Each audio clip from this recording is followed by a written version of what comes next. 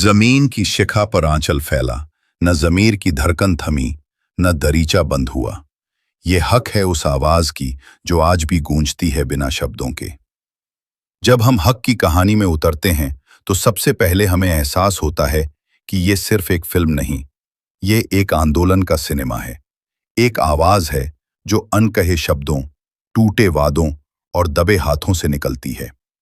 निर्देशक सुपर्ण एस.वी. वर्मा ने इसे बस कोर्ट रूम ड्रामा के रूप में नहीं, बल्कि एक सामाजिक संघर्ष के रूप में पेश किया है, जहां मुख्य पात्र यमी गौतम धर द्वारा निभाई गई शाहिया बानो और इमरान हाशमी द्वारा निभाया गया अब्बास का शेकअप हमें याद दिलाता है कि अधिकार मांगना किसी कमजोरी की निशानी नहीं, बल्कि हिम्मत की पहचान है।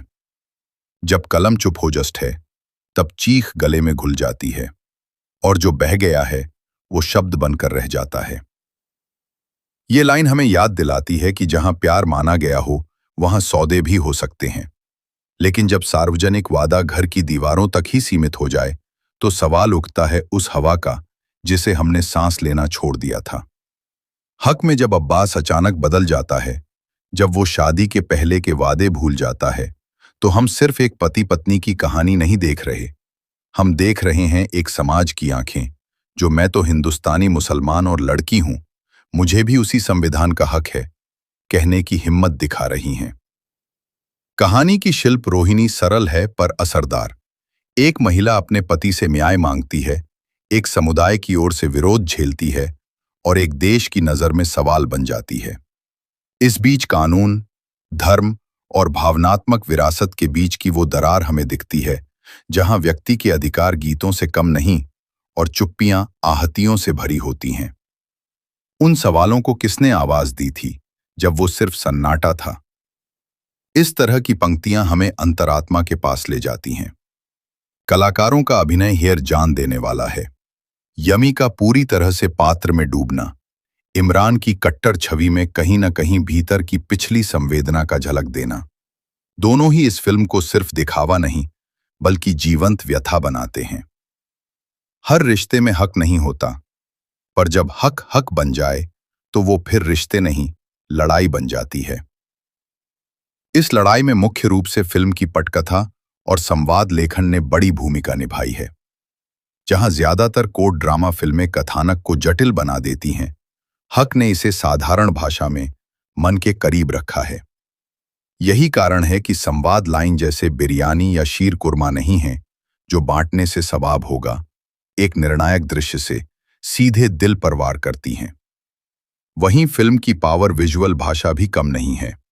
कोर्ट रूम की कड़क रोशनी, पीड़ित परिचालित चेहरे, एक सुनसान कमरे में उठती आवाजें, ये सब मिलकर दर्शक को बताती हैं कि न्याय सिर्फ दस्तावेजों में नहीं मिलता, उसे हकदारों की आवाज में महसूस किया जाता है। जब सन्नाटा टूटेगा तो एको उठेगा, और एको ही होगा हमारी जीत का सिवा।